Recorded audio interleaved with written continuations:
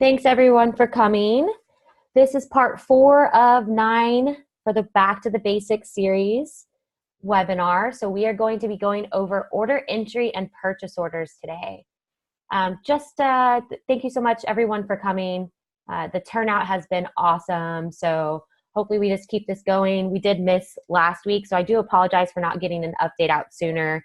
I was training for I was on-site training. So I will talk about when we are going to host the next one. With the holiday schedule, everybody's schedules are kind of tight. So I want to make sure we're getting as much participation as possible. So yes, thank you so much for coming. I have this shown again just to remind everybody that the quick walkthrough section of the help guide inside of eManage, you can access the help guide from help and view the eManage help file. It will look a little bit differently. I am in a desktop application of OneNote, so it will look a little bit differently, but there's a printable version as well. We are going to be going over step 5 and step 6 of the quick walkthrough section. So everything that I'm going over today, it's all documented there. So just wanted to kind of remind everybody of that. So let's get started.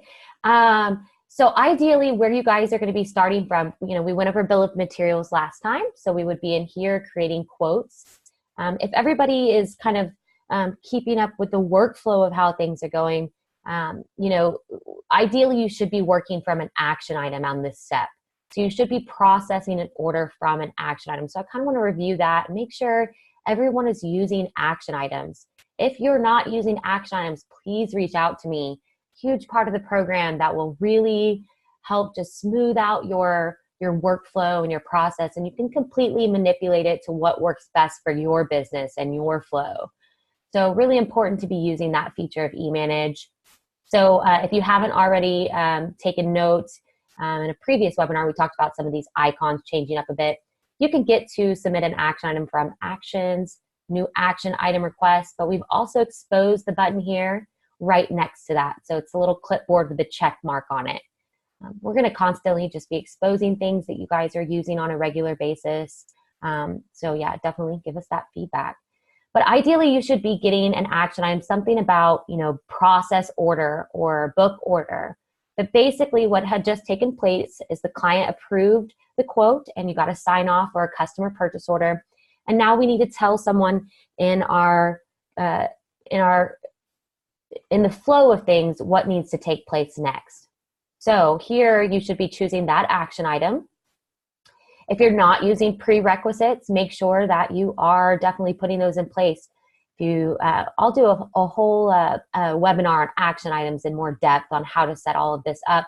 But basically what this is a checklist of what you guys should be submitting for the person on the other end of this request to fully, most efficiently, as quickly as possible do their job function that they're being asked to do.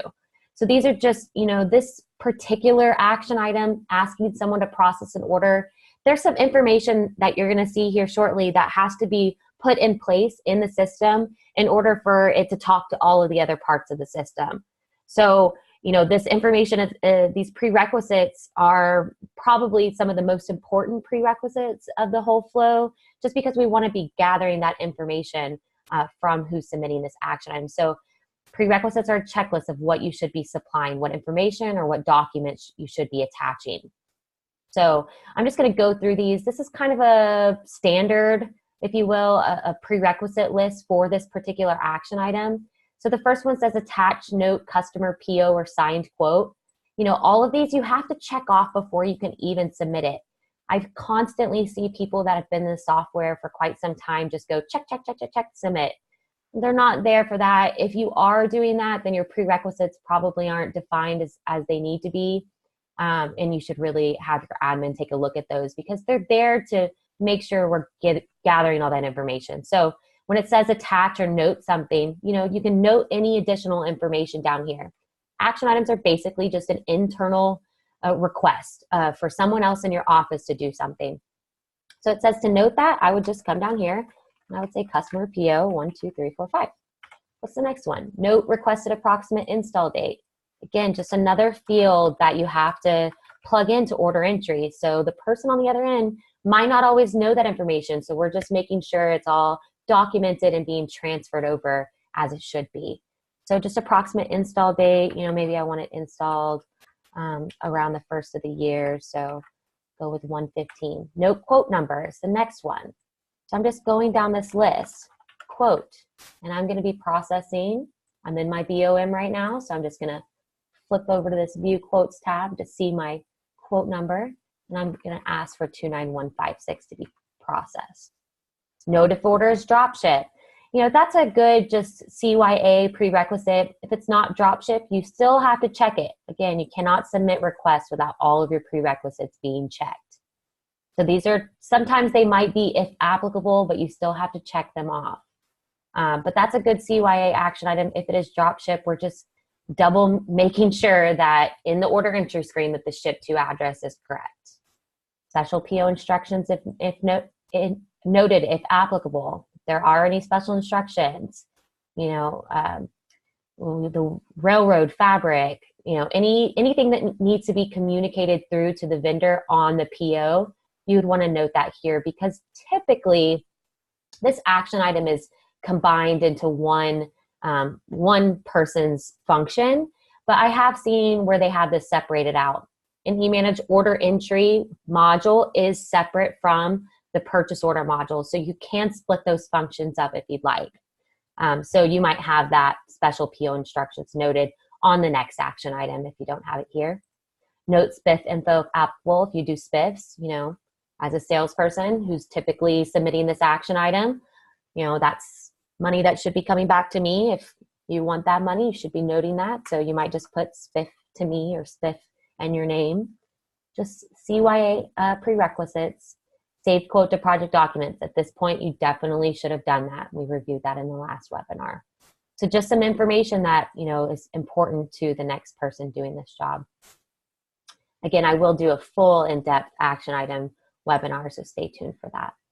You do have to do a due by date. If I tried to submit without a due by date, it just won't it won't submit. It'll give me an error message. So be, reasonable there with what you're asking that person to do. Make sure you're giving reasonable due dates there. Assigned to user for most of you should be grayed out. You should not be able to put anything in here, and that's for a good reason. On the back side of eManage, we have it set up where all of these action items are going to the person that they should be going to, or the group of people that they should already be going to automatically. The whole purpose behind that is so that you're not submitting action items to an individual person who might be out for a week unexpectedly, or maybe they're just out for the day. Either way, it's sitting in one person's queue and no one even has sight of it. The idea behind it is you're sending it to a group of people, and that way you're putting that backup in place so that someone else can just kind of pick up that action item and complete it if necessary. This drop down here, I get a lot of questions about that. If you don't see anything in here and it just says new order, that's because we haven't actually processed anything yet. So all the action items and the workflow steps up until processing an order, there's no real order in place. So everything after, you will see something in this drop down. And as you create multiple orders on one job, you might see multiple in here. This is where you should pretty much be seeing your quote numbers. And I'll talk about that best practice when we actually process this order in a moment. Request return receipt is always going to be grayed out if you're a salesperson and you have it set up to automatically receive alerts. But as a non-salesperson, you should check that off. It's better to get an alert back than not get an alert back, than accidentally forget. But basically what that's going to do is when this action item is completed or rejected, it's automatically going to send an alert back saying that it was completed or rejected. And I'll get into recurring action items in a future webinar. So basically, I'm just going to submit this to myself so that I can show you guys how this works. So I'm doing what I told you not to do. So we're just going to submit that request. So here you can see under my actions to perform grid, now I have this client approved book order generated in vendor PO. If you wear multiple hats, you might see, or you do multiple functions in your company, you might see different types of action items. You do have to expand out to see what's underneath it. And that's just a grid layout. You know, if you don't have yours grouped like that, how I have them grouped in a grouping, then you won't see it like that. But otherwise, expand out and just double click. Also, beauty of action items, and the reason I wanted to kind of start with this is because, you know, action items, they not only do, they do a few different automation things. One being, it opens up the module that I want to go directly into. So as you can see, it just went straight into the order entry module. So you can tell the system upon opening of an action item which window to open, which is a really nice feature. Take you straight to what you need to be in. On top of that, it does change your project status. So we talked about that in one of the first sessions. You know, when you're putting the status as new opportunity, every action item that gets completed along the way, it's automatically going to change your status to what you tell it to change to, based off of what you have set up in the admin. So 2 automated features that should really push you, you know, to work to use action items on top of tracking all that history, being able to see that everyone's going to be able to go in and see the history, where exactly and what exactly has been requested on this project. So really nice there. If you have multiple monitors, I highly suggest just to like throw this onto your other screen and just leave it open. Real big key factor with action items, leave your action item open while you're doing the request that it's asking you to do. Okay, it's just running a little time. Excuse me, Stephanie. A new action item to perform has been added to your queue. Sorry about that. It will talk to you, obviously, if y'all heard that like I did.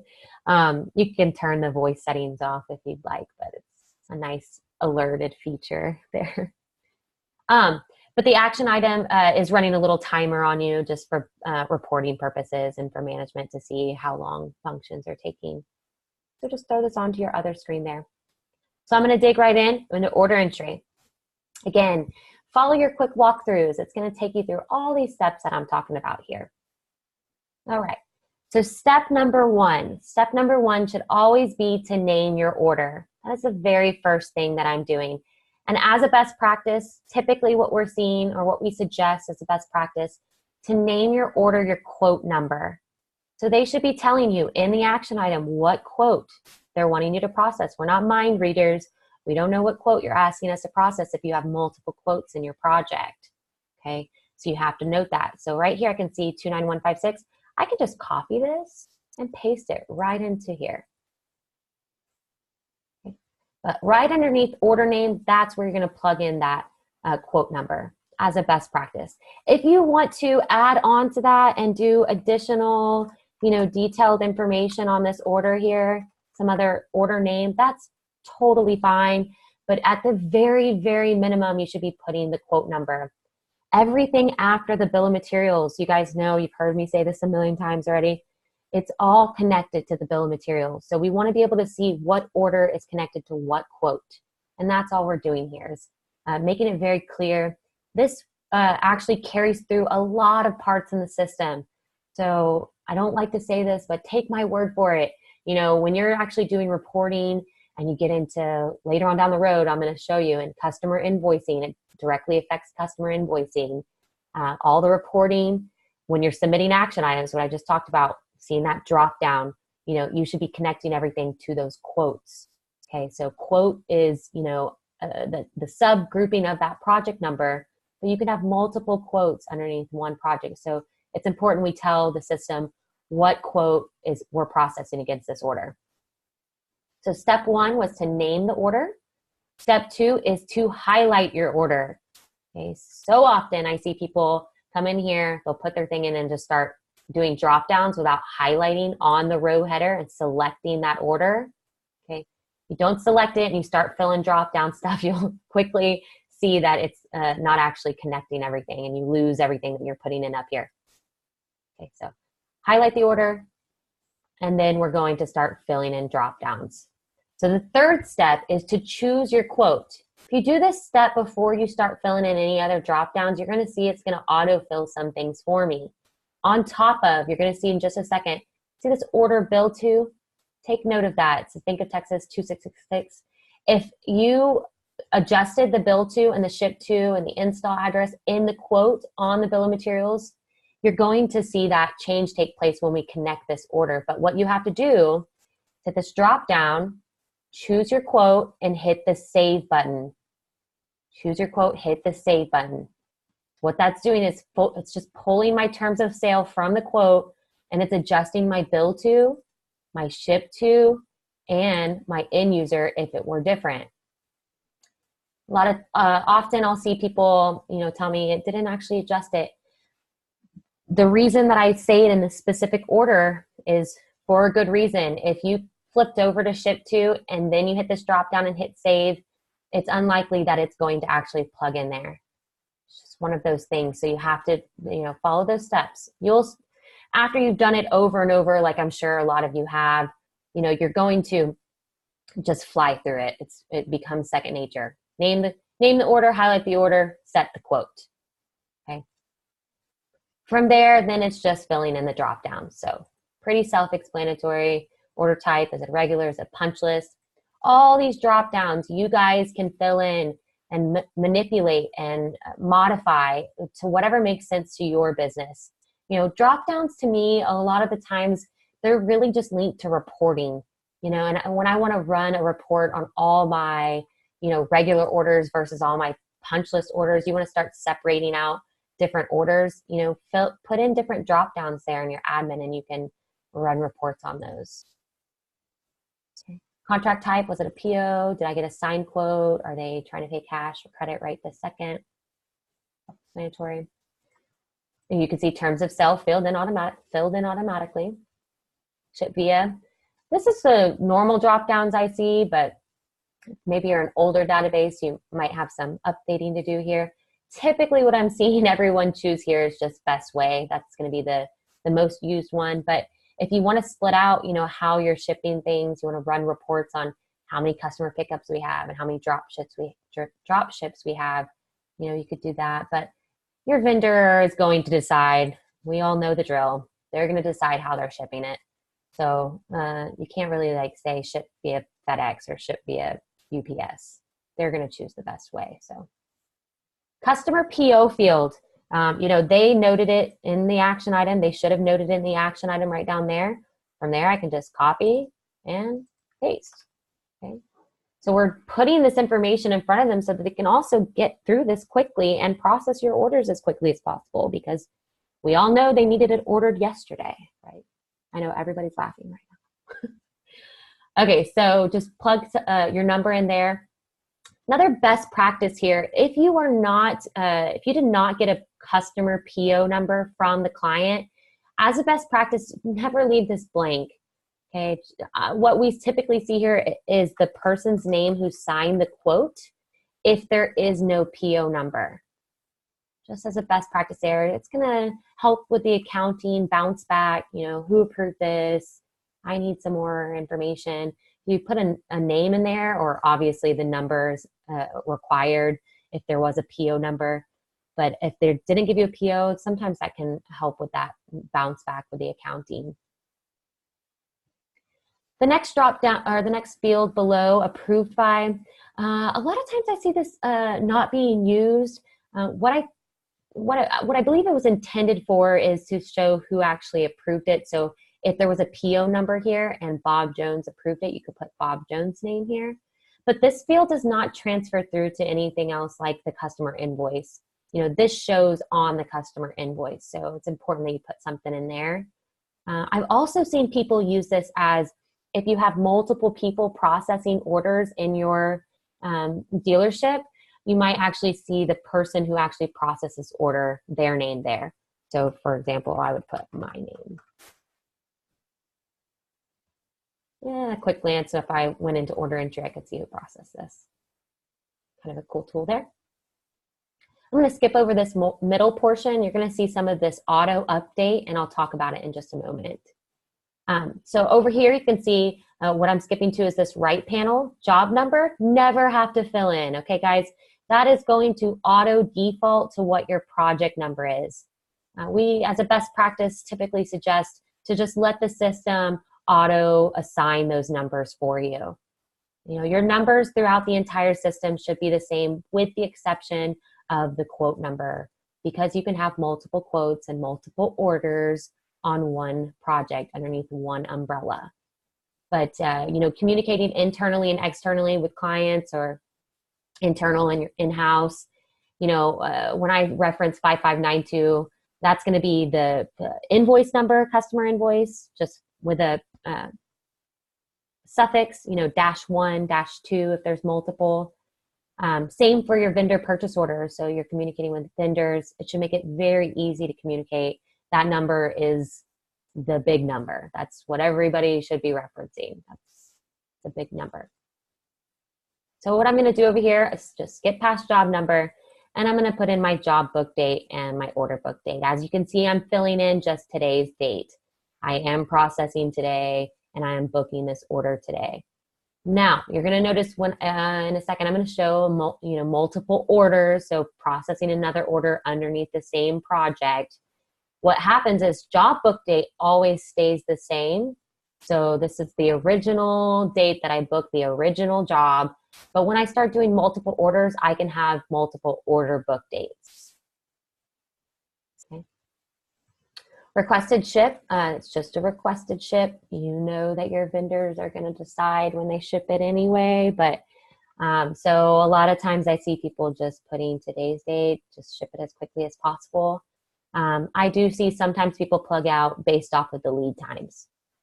This is going to feed into my vendor purchase order, and I can adjust ship dates per manufacturer purchase order if necessary in the next screen. So as you can see, I can only put one requested ship date in this screen. Requested installation. It's just a request. It's an approximate install date, which should be noted in this order entry action item request. Okay, again, they can't read minds. They have no idea when this is supposed to install or what the customer has told you as a salesperson. So just make sure we're communicating that information all the way through. Great for reporting. When we get to the scheduling portion of the program, you're going to see this directly feeds into scheduling. So if you don't put any date in there, it's very hard for scheduling to use that as a projections tool. Okay, we want to be able to see, you know, what are the approximate install dates and sorted by those dates so we can, schedule more efficiently. So we want it around the 15th. Requested completion date, that's requested completion date by the customer. You're not always going to have that right up front. You can see there's only a certain amount of required fields, but I'm going through, pretty much all of them. With the exception, I'm going to tell you about these bottom two, but requesting completion, if you have it, absolutely fill it in. If they told you, we got to be done by end of first quarter, or we got to be done by Christmas, put that information in, and it's great for reporting. We can see that all throughout the different reports. If you don't have it, you can leave that one blank or give it your best guess based off of your requested install date. You can always come back and update any of this information. On the last two drop-downs, installation completed and final invoice, these will auto-populate, auto-fill based off of other areas in the program. So when your scheduler marks the install as completed, that's going to automatically plug that date in. Same for invoice. When accounting does the final invoice, that date will plug in automatically as well. So last but not least, save and process BOM. You're going to get a little pop-up. Basically what this is doing is just pulling the quote settings. You should really never have to adjust this unless your dealership has decided, that you're always going to process it a certain way. This is pulling straight from the bill of materials though. So whatever they had as their quote settings. I have seen people flip this to phase. If you want the invoice to be, a customer invoice to be more of a lump sum or a summary type invoice, you don't want all that line item detail, you can flip it at this point. It does not affect anything to do with the purchase orders. It doesn't affect the bill of materials and how we actually did the quote. You're basically just telling it how you want to process it for the order screen. And I like to call this order entry screen is basically your customer invoicing screen. So yes, some of this information is feeding over to the purchase order, requested ship date. This is feeding over to the scheduler. But essentially what this screen is doing is processing it and prepping it and getting it ready for customer invoicing. So this all has to do with sell price, bill to, install address. So if you, are in accounting, or you're, processing an order entry and not in accounting, you should know that what you're directly affecting. If tax is wrong, if the bill to is wrong, you got to go back, and fix it in the bill of materials, reprocess it in order entry, then accounting can do their thing. So you're directly affecting the accounting department, this screen here. I'm just going to process as is. And you can see it just processed my freight, my install, and my furniture here. It is defaulted, our company default grid layout is to group by phase, but you can expand out to see the lines underneath it, or you can just grab that phase heading and just drag it away, and then it just lumps everything into one. I'm gonna have a webinar on grid layouts, and we'll talk about how you can save this layout so you're not having to do that every time. But if you wanted to quickly see all those lines, just grab that and drag it away. So that's how we process an order entry. So from there, I'm going to go over a few other things that you might run into, some exceptions and things like that. But, ideally, if this action item is completed, I process and I'm not going on to do the purchase orders. Maybe there's separated functions. I would complete my completion task and hit complete. And your function would stop there. I am going to go ahead and keep going with purchase orders, but just in case there's anybody who just does that part. So a couple of exceptions you might run into. One, an additional order. Okay, so a lot of people will say, well, I've got this one processed and now I need to process 29157 and it's a punch list order. Or maybe they ordered an additional chair, but we want to keep it all under the same project. Follows the same flow of everything. So you still would need to be in the bill of materials. You would still need to create your other option. Okay, all your furniture on that one. You would still need to view your quote, print your quote, save your quote, email your quote, wait for the client approval. Now when I go back into order entry, so modules order entry, you need to know how to get there manually. Your action item should open you straight to it, but just in case. I'm going to see an additional quote in this dropdown. If you do not see the quote in this dropdown and somebody asks you to process 29155 and it's just not in there, that could mean a couple of things. One, it's not marked as valid here. Okay, so you need to make sure that you've actually gone over and marked it as valid. Two, a second reason could be that they never even flipped over to the View Quotes tab. They did everything here and they never actually generated a quote, looked at your quote, saved your quote. Very important steps that should definitely be taking place. We want to save all that history. Those are two reasons why you would not see something in your chosen quote. But what you would do instead of, I see a lot of people come down here and they're like, oh, I just want to process 29157. You don't just type over this one and reprocess over this one. You got to create a new one. So it's all under the same umbrella, but you would just hit new. It gives you a blank new order and you'd start the process all over again. Same exact thing. Name your order, highlight your order, choose your quote, set your quote, move on. Fill in all your drop downs and keep moving.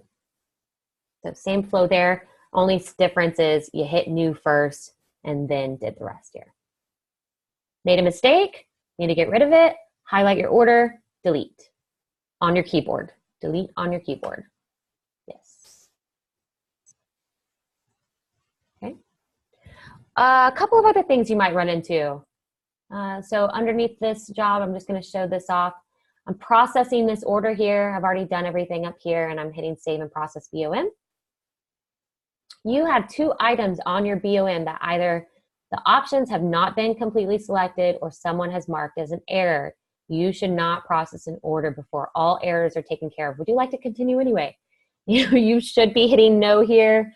It will let you hit yes, but you know, it's a really good warning. You should stop in your tracks and figure out, why is this one have an error? So where you would go to look for that is in the bill of materials.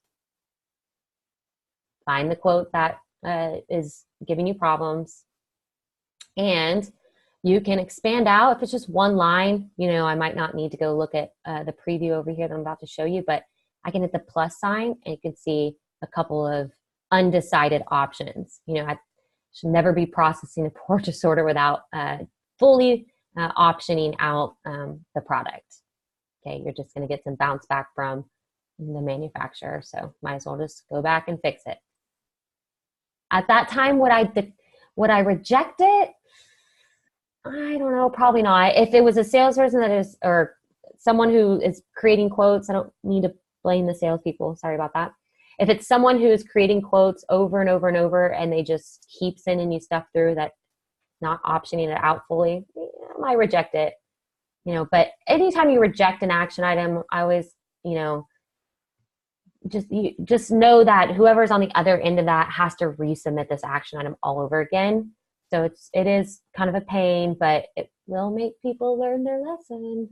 But I might just put a little note here, their completion note delay reason, waiting for Susie to finish selecting options. And then I might just hit update. I love putting notes here. This is helping everyone keep track of what's actually going on in this action item. I'll talk more about action items in another webinar, but so what you would do is either fully finish optioning it out. There are some times where it looks like it's errored. It's one of those project spec things where you really did choose a selection, but maybe it was no selection, and not unselected, but no selection. It does think that it's errored. You just got to uncheck these errors and then reprocess. So what you do have, if you have a ton of lines, 100 lines in here, and you need to find out where that issue is, you know, when you're viewing the quote, any unselected options are going to show up in red on the quote. So that's a good way to figure that out. But if you don't have this on your grid, you can throw it on there. You also have an error and an error count. So if it's not on the options and it's the whole line, maybe someone accidentally checked that, you know, you'll see a checkbox there, but the count underneath the line, so on the options, will show you here. So if you're trying to dig in and find out where that error is coming from, you can look at that column there. One other thing that might happen in result of processing an order incorrectly is not having everything mapped out correctly. So for my accounting folks, you know, when you go to invoice a particular order and nothing's showing up mapped out in your accounts, and that tells me that someone forgot to select product types in their bill of materials. Now, all of that should really be pre-configured. The only scenario where I've seen where this could come up is when someone's going in and importing something that eManage doesn't recognize and where to connect it, what vendor, what product type, what parts category. It's very important that whenever you go to add something in, so I'm just going to show you. We're just going to start connecting a bunch of dots here.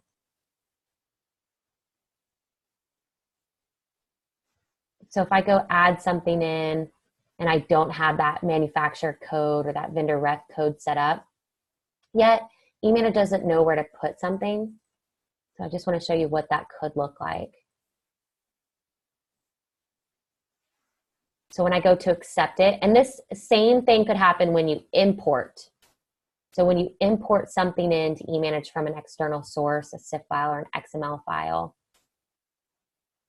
you could get the same pop-up window. So if you get something here in the middle, it's saying, wait a second, this vendor rec code is not set up in the system. You know, I would see my admin right away, have them set that manufacturer up so that you're not having to do this every single time. Okay, but if you do see this, you know, the big thing to take away, if you are manually doing it, you must do step 1, step 2, and step 3. Okay.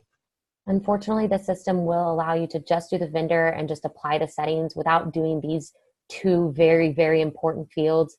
Product type determines your QuickBooks accounts, part category determines if you can make it taxable or non-taxable. So very important to be doing both of those and applying a unit of measure as well, step 3, and set. I usually go for select vendor, fill these 2 in, unit of measure, and highlight and apply. Should have just done that while I was talking. Sorry about that. Again, see your admin if you're having to do this every single time. You shouldn't have to. You just apply and it puts it to those categories I put it to. All right. So those are the errors and the things that you could see happen there. You know, how to fix the product type. You know, if you don't know how to do that, call into support and they can help you. Or if this is an editable field, you can see when I tried to invoice it, like, wait, where's this supposed to go? Because I didn't have anything selected here. So I would want to assign that and reprocess an order entry. To reprocess an order entry, very simple. Just hit save and process BOM. It's going to tell you already have line items. You want to start over. I do. I want to start over and process this one right. And then when I go to invoice, it would automatically put it to the correct GL accounts. All right. I'm going to move on to purchase orders. I didn't bore you all too much there. So from here, you know, if you're doing the same function, I still have my action item open. Okay, I'm just putting that down here. I would then go modules, create purchase orders. So it's after order entry, create purchase orders, JIT, just in time. So you can see it's automatically pulling information that I put in that order entry screen. It knows that there's only one order. If you have multiple orders, you are going to have to drop that down and select your order. Cost of this order is grayed out because it knows that it's costing to the one and only order. Request ship dates and PO, best way, all that's there. So what I typically do here is just my mark for. Now you can see these 2 fields, they are going to be on, they're going to apply they are going to apply to every purchase order going forward, so that I'm generating here. So I typically only do my mark for and leave my special instructions blank because typically my special instructions are going to be different per manufacturer PO. They're all the same, you know, yeah, you can plug that in. Just know that it carries over to the all the purchase orders generated. So I usually see something like tag, company name, and then I typically see the job number. So I'm just pulling that from up here, dash quote number, which should be in this drop down right here if you're naming your order correctly. Just connecting everything to that project and to that quote in a sense, making sure it's very clear what this purchase order is being generated from. Couple options here. If you select these, it'll apply for everyone creating purchase orders automatically after you do it the first time, but you can add the salesperson or PM's initials to the PO number. So for example, this one would be if I told it to add salesperson, it would be whoever the sales, let's say it was me, SP5592-1, or if I told it to add to the end, 5592-1 SP. So if that's helpful for you and you know, communicating with your vendors and being able to know who to communicate with, that can be helpful there. Otherwise, you should just hit create POs. You do have the ability to drill down and see what's below this option. If you wanted to process individual phases or different options, just refresh that real quick so everybody's clear. So there, I should have pressed it before, I'm sorry. There's going to be a little arrow right next to it that will basically have the same exact layout as your bill of materials. So the option name, phase name, and then BOM underneath. You can uncheck this option and just check the phase if you're wanting to generate purchase orders for an individual phase. Otherwise, here's your view modify purchase order screen. So that's modules, view modify purchase orders. From here, I can just highlight the PO and make changes if I need to, or just highlight and print selected to email it off and send it off, because those are a pretty straightforward one. Otherwise, you can see the mark for came through on both POs. but my special instructions were blank. The reason I also like to leave special instructions blank is because the builder, I like to be able to use the builder. If you're putting the same special instructions over and over and over again on a purchase order, warehouse hours, contact so-and-so for so-and-so, okay, type that in and say save text to grid for reuse. And then what happens is every time I go to plug in special instructions, I can just click to use it and say use checked items and close, and it just pops it in for me. Builders are awesome. Couple of other little things before I show one last best practice with emailing purchase orders. What you can do is if you needed to move things around, you should know how to do that. So let's say, for whatever reason, this line needed to be on the other PO. You can highlight an individual line or multiple at one time using your control key. You can highlight and say, move items to this PO and just move it. I'm sure you want to. So that's moving to existing. Okay. You can also move to new PO. So if that was not supposed to be on there, but it was supposed to be maybe on a different separate PO, I can go highlight, move items to a new PO. Sure you want to move it? Yes, I do. It's reminding you to make sure that you could connect it to the correct order. Otherwise, it just moved it off and put it on an additional PO. You do have some send PO on dates. That's coming from the purchase order screen, okay? But you can adjust it in here from this screen. So maybe I don't want to send this one just yet. I want a future date, but I am ready to send this one. So what I'll do is just put a send PO on date, and now it's going to put it in the today POs not to be issued to vendor. So that could be a great way to keep up with what needs to be issued at a later time if you're staggering orders or something like that. Otherwise, when you highlight and hit print selected, it's going to ask you, do you want to make today the issued to vendor on date? Yes, this is a big trigger here. If you don't hit yes here, it's going to think that it still needs to be issued. So your report that I showed you in that today is just going to have anything that you haven't marked as issued. So to clean that up, you want to put it issued on date. That way you can really, truly use that report if you need to. Otherwise, I'll hit yes. And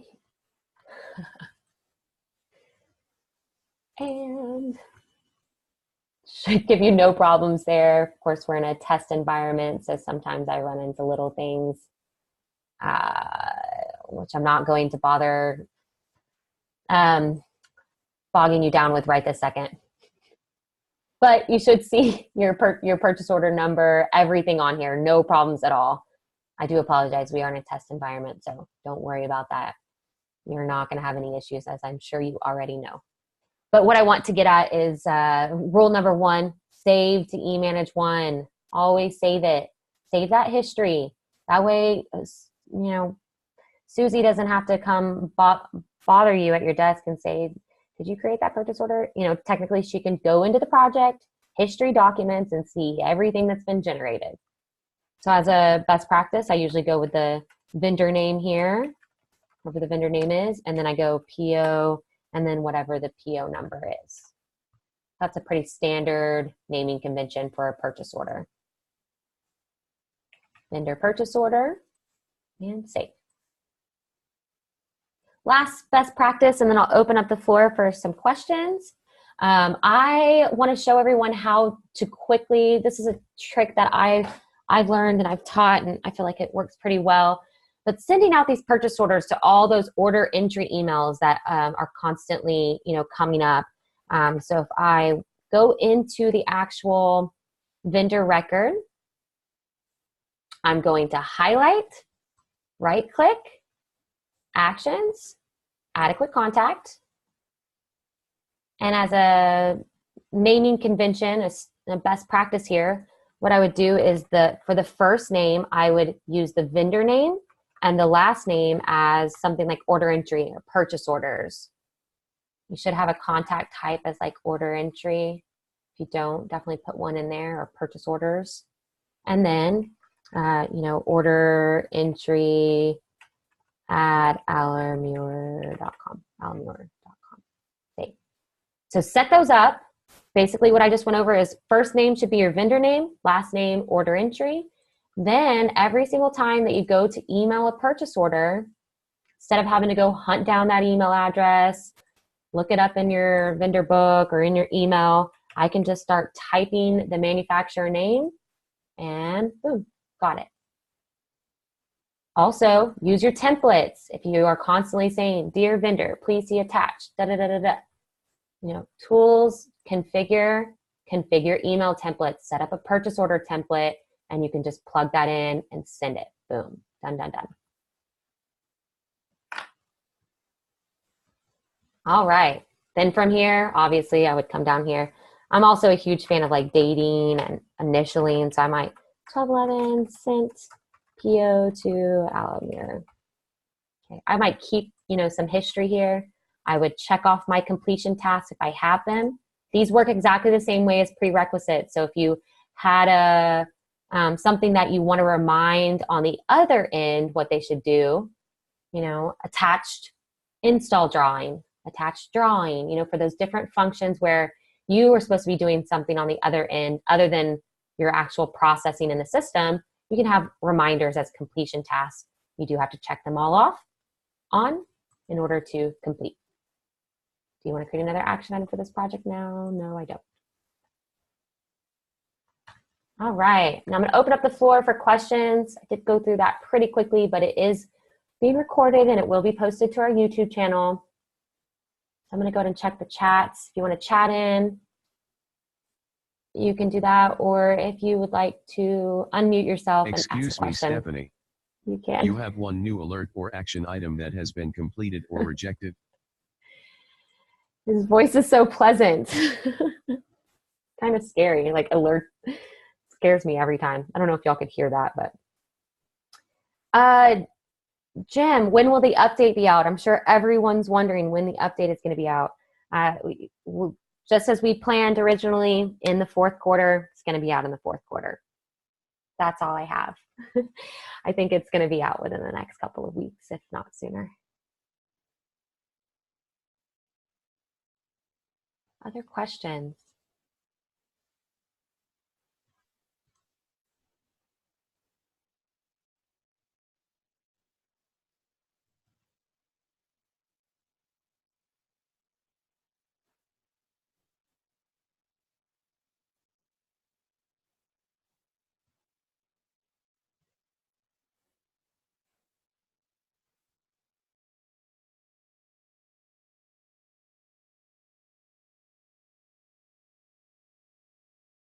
Tend to wait a few seconds because y'all are probably talking internally and seeing if there's any questions or looking at each other. But if anything does come up, I'm going to leave it open for the next few minutes. If you feel like you've got it all down, feel free to leave. I hope you guys have a wonderful day. I am going to be doing the next webinar. I think with the holidays and really just wanting to get through this series, I'm going to go ahead and punch it out and do the next one on Wednesday the 18th. So 1 week from today, same time. And we will be going over acknowledgments and vendor invoices. You can attend. Again, I will be posting it to our YouTube channel. Go back and catch that. And then we'll pick it back up after the holidays.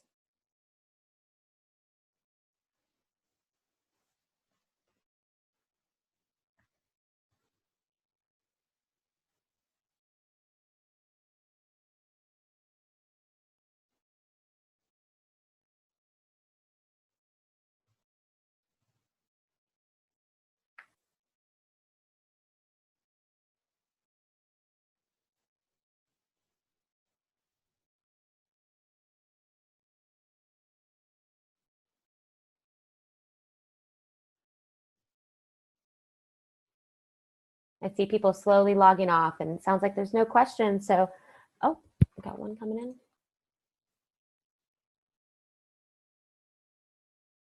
Yes, older recordings on our YouTube channel. If you would like to go back and view those, it is youtube.com/C as in cat /emanage1. And I believe from our help, you can also get there. I'm wrong, but you can get to it from our website as well. Once that comes up, it is in a series. So if you start watching the first one, it'll just take you to the next series. We've been doing some work cleaning up these videos here. So you might have seen some come off. We're going to be adding quite a bit more as we keep coming up with new content.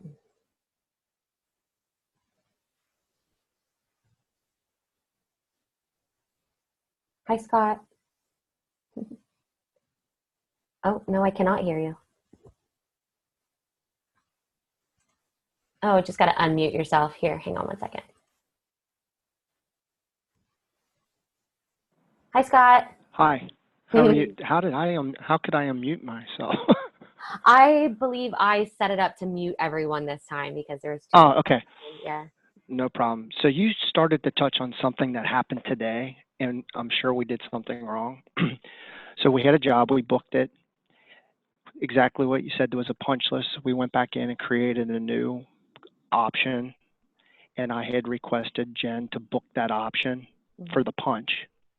So when she went into, or when I went into my action items, under that order number, it showed the one that I booked, right? But it wouldn't let me request to book the new one because it wanted me to select the old one. Yep, good point. Yeah, thanks for mentioning that. Hopefully people go back and see this on the recording that already punched out. But yeah, you would just select whichever one is in there, and that's fine. All it's doing is it's trying to if you're doing any costing for this particular order, it's trying to connect that action item against that particular order. So I can select that old number? Exactly. Or the first one that we did? Okay. Exactly. All right. Yep. And then every time, every action item after that, it will be populated in there. Okay. Yep. All right. I never paid any attention to it. She happened to be at my desk. I'm like, look, it's not there. Good question. All right. Thank you. No problem. Thank you.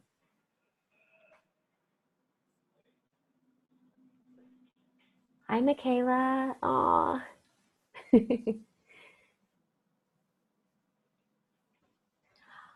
All right. I'm going to go ahead and close the webinar. Appreciate everyone coming and look forward to continuing to work with you guys. And hopefully everybody can attend next week. If I don't hear from you, happy holidays, and we'll talk soon. Thanks so much. Bye-bye.